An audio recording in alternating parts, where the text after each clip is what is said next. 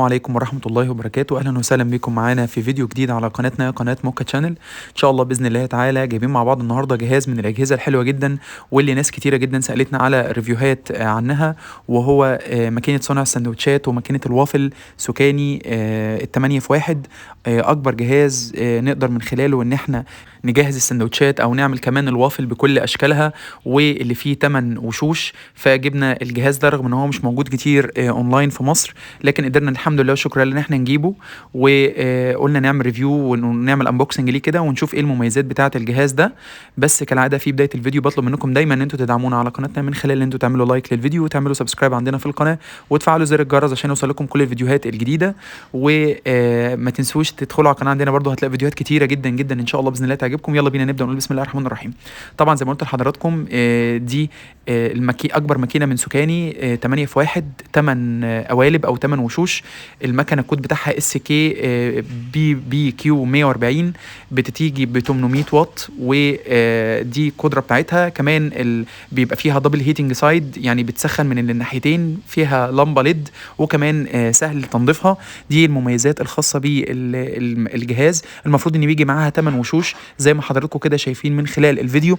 كل وش منهم بيكون له وظيفه معينه، والمفروض بيكون كل قالب من دول جاي منه قطعتين عشان قطعة تركب فوق وقطعة تركب تحت. زي ما احنا شايفين في قطعة للسندوتشات، قطعة للدوناتس، قطعة كمان البسكوتة بتاعة الايس كريم، ودي مش موجودة في المكنة السبعة في واحد.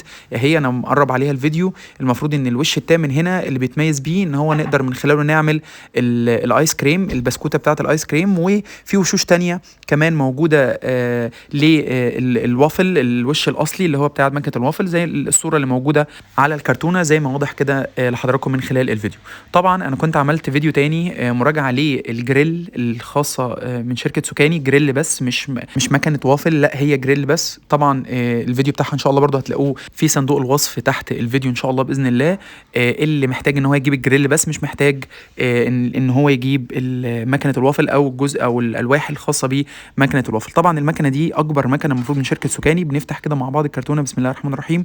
طبعا الوشوش كلها المفروض ان هي تبقى موجوده، وهنبدا دلوقتي ونفتحها مع حضراتكم. اشتريت المنتج منين؟ اشتريته من خلال موقع امازون، وجالي على طول في خلال يومين المنتج كان عندي. وبصراحه دي من مميزات بصراحه شركه امازون.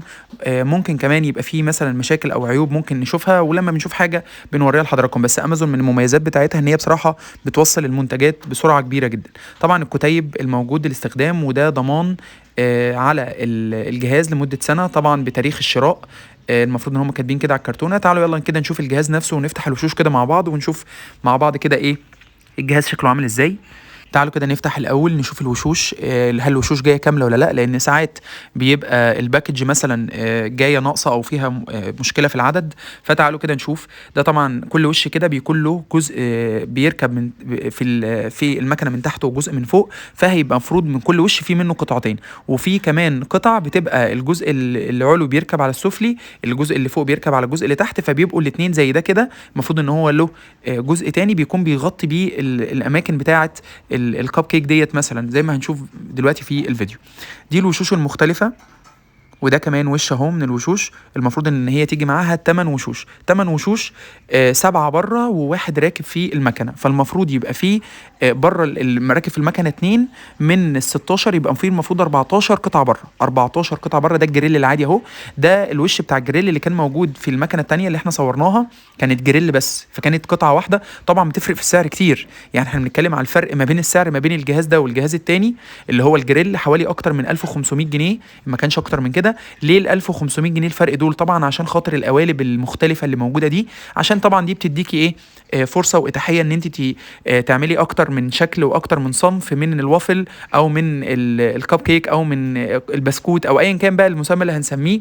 لكن الوشوش او القوالب دي تقدر بسهوله جدا ان انت تعملي من خلالها اشكال كتير، فده اللي بيغلي ثمن الجهاز ده عن الاجهزه الثانيه. طبعا المكنه 8 في 1 موجوده مش بصراحه، واحنا بنسرش عليها ما لقيناهاش في اماكن كتير.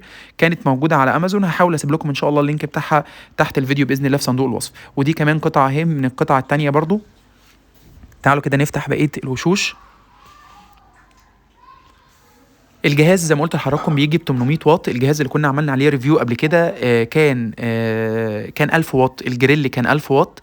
طبعًا علشان بما إنه grill فبيبقى محتاج تسخين عالي، لكن بما إننا هنعمل وافل فما بنبقاش محتاجين درجة حرارة عالية عشان برضه ما تحرقش العجين، فطبعًا لازم يكون ليها قيم معينة. بس الأجهزة بتاعة سوكاني لو جينا نتكلم على ماكينة الوافل أو الgrill في أكتر من 10، 15 موديل كلّهم بيعملوا نفس الحاجة بس باختلاف الوشوش. يعني في أجهزة بتبقى بوش واحد زي اللي إحنا عملنا عليها فيديو قبل كده، وفي أجهزة تانية أو ماكينة تانية ممكن تبقى 2 في 1، 3 في 1، وفي 7 في 1، وفي 8 في 1 اللي هي أكبر حاجة اللي إحنا جايبينها من خلال الفيديو. طبعًا أنا من خلال الفيديو باحاول أورّي حضراتكم كل وِش ممكن يركب مع إيه. طبعًا بصراحة الجهاز من مميزاته إن هو صغير جدًا، يعني في الحجم صغير جدًا بحيث إن إحنا نقدر نتنقل بيه بسهولة، وهيكون جميل جدًا واختيار ممتاز لو إحنا مثلًا في مصيف أو في خروجة سهل جدًا إن إحنا نتحكم فيه. شايفين حضراتكم ده حجم الجهاز صغير جدًا، وده برضه هم عاملينه لسبب علشان خاطر التحكم في درجة الحرارة، بالإضافة كمان إن القطعة الصغيرة دي نقدر بسهولة جدًا إن إحنا نعمل عليها قطعة وافل صغيرة وتستوي بسرعة وتخلص بسرعة عن الماكينات الكبيرة، وطبعًا ده بيخلّينا أو بيفرق معانا في السعر في الآخر برضه. دي القدرة الكهربائية بتاعة الجهاز 800 واط، وزي ما قُلت لحضراتكم هو الكود بتاعه الSK الBBQ 140 ده الكود بتاعه 8 في 1 220 ل240 فولت. وميزة تانية إن الكابل جاي 220 ل240 مش كابل ثلاثي، كابل ثنائي بيركب في الكهربا عندنا في مصر على طول، لإن في أجهزة بتبقى جاية ثلاثي ولازم إن إحنا نجيب لها إيه converter. شايفين حضراتكم ده الوش الأصلي أو الأساسي الراكب بتاع الوافل، طبعًا شكله حلو أوي ما شاء الله. المكنة جميلة بتعمل قطعتين وافل مع بعض في نفس الوقت زي ما إحنا شايفين، يعني هي صغيرة بس في نفس الوقت كويسة جدًا، وفي نفس الوقت ما تاخدش حيّز كبير لو هنحطها في المطبخ أو حاجة. طيب لو إحنا عاوزين نغيّر الوش اللي موجود ده نقدر نغيّره بسهولة جدًا، جدًا، ما فيش فيه أي مشكلة خالص. بُصّوا معايا كده هنلاقي إن في زرار موجود في المكنة من تحت ومن فوق أهو، زرار على اليمين من تحت أو فوق من على الشمال. كل اللي بنعمله إن إحنا بنضغط عليه، بنضغط على الزرار ده ضغطة كده بس، بنلاقي على طول القطعة دي طلعت على طول، هي متثبتة أهو شايفين حضراتكم من خلال الفيديو. سهل جدًا إن إحنا نشيلها، هي عبارة عن ملف هيتر من تحت وزيه كمان موجود واحد من فوق، ونقدر نركب أي وش تاني بسهولة. المفروض إنه يبقى له مجرى، شوف أنا باحاول أركبه هنا، المجرى هنا مش راكبة فهابدلها وأركبها في الجزء اللي هناك، فهتركب وبنضغط عليها وبنسمع صوت تكة كده إن خلاص الوش اتقفل والزرار بياخد الوضع بتاعه الطبيعي. خلاص كده ركبت ونقدر نركب كمان الوش اللي موجود فوق. طيب وأنا باركب الوش كده أقول لحضراتكم برضه إيه العيوب اللي أنا شُفتها في الأوردر ده اللي إحنا طلبناه. بصراحة أول مشكلة قابلتنا مع الأوردر ده هو عدد الوشوش. المفروض إن عدد القوالب اللي تيجي زي ما حضراتكم شُفتوا كده على الكرتونة المفروض ييجوا 8 قوالب، للأسف ما جوش غير 7 قوالب بس، وكمان فيهم قالب ناقص. القالب بتاع الآيس كريم ما جاش خالص، اللي هو القالب رقم 8 ده ما جاش، مش موجود في الكرتونة. وكمان في وش من الوشوش اللي هو أول وش فوق على الشمال خالص ده، اللي هو بتاع الوافل المثلثات أو الساندوتشات اللي هي بتتعمل مثلثات ده، للأسف جه منه وش واحد بس. فطبعًا يعني إحنا آسفين مضطرين إن أنا أرجّع للأسف الجهاز دوّة تاني علشان خاطر الوشوش بتاعته مش كاملة. ودي حاجة من المميزات بصراحة اللي أمازون بتعملها، إن أنت تقدر بسهولة جدًا ترجّع المنتج لو كان في أي مشكلة وهُم ما بيمنعوش، وطبعًا الفلوس بتترد تاني للحساب، فالموضوع بيكون سهل جدًا. ودي ميزة الشرا أونلاين، لإن لو واحد فينا نزل يشتري من محل وما تمّمش على الحاجات دي، للأسف مش هيقدر إن هو يرجّع المنتج تاني، والبياع مش هيرضى إن هو ياخده منه. نيجي لسعر الجهاز. سعر الجهاز كان عامل كام؟ طبعًا إحنا عارفين إن الأسعار للأسف بتزيد تقريبًا كل يوم، أسعار بتزيد بشكل خرافي. فسعر الجهاز ده وقت تسجيل الفيديو كان عامل 2500 جنيه، كان عامل 2500 جنيه، ده كان سعره أثناء تسجيل الفيديو ده. وإن شاء الله هاسيب لحضراتكم اللينك الشرا تحت الفيديو بإذن الله، اللي حابب إن هو يشتري الجهاز ده سواء كان من أمازون أو أي مكان تاني. ممكن السعر يبقى أقل أو أكتر على حسب الوقت اللي إحنا بنشتري فيه، أو على حسب العروض لو كان المكان عامل عروض أو المحل عامل عروض أو لأ. دي كل حاجة خاصة بالجهاز ده.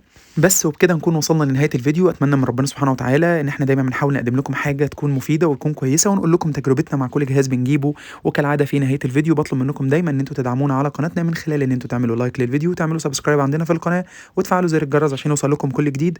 وأشوفكم إن شاء الله في فيديو جديد، والسلام عليكم ورحمة الله وبركاته.